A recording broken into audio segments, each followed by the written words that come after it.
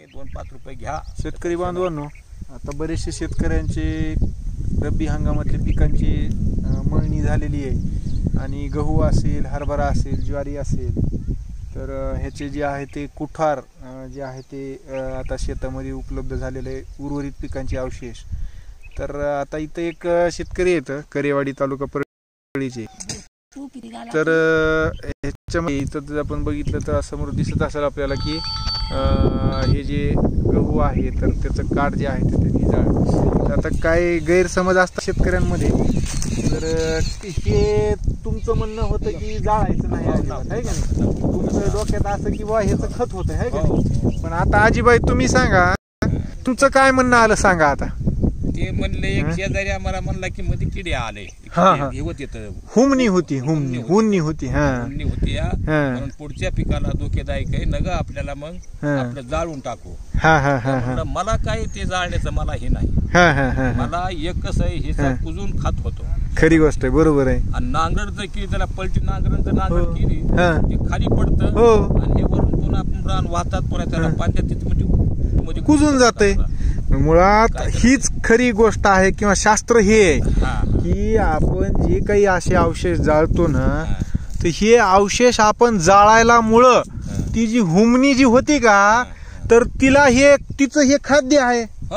हे खाद्य दिलं आपण सोडून जाळून टाकायला, मग ती काय खाईल मावशी सांगा बरं. काय खाईल सांगा की. उभा तुमच्या कापसाच्या मुळ्या खाईल का नाही सांगा बरं, खाईल का नाही.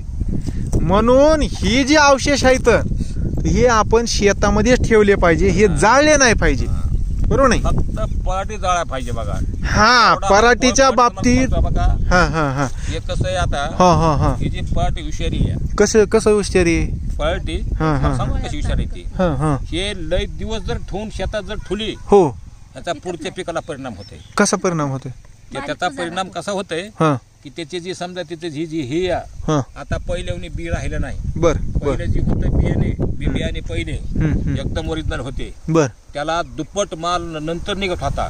त्याला फक्त ह्याचा कालावधी कमी दिवसाचा आहे. नाही नाही नाही, ह्याच्यात एक लक्षात घ्या मामा, हे म्हणजे रानात उभी जास्त दिवस ठेवायचे नाही असं म्हणताय ना, तर ती खरी गोष्ट आहे तुमची. पण ते बियाण्याचा आणि ह्याचा विषय नाहीये.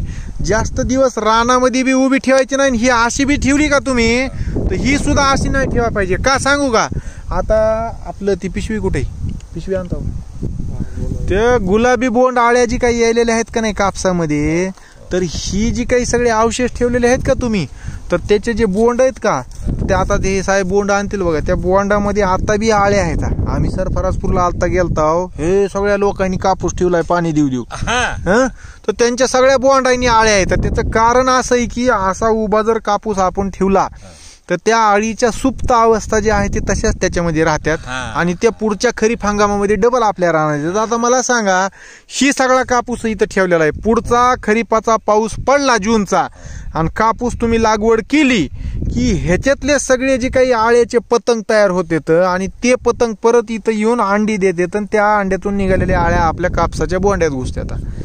हे असं होऊ नये म्हणून ह्याची विल्हेवाट लावणं गरजेचं आहे. बघा तुम्हाला पहिलं जी बियाणं होतं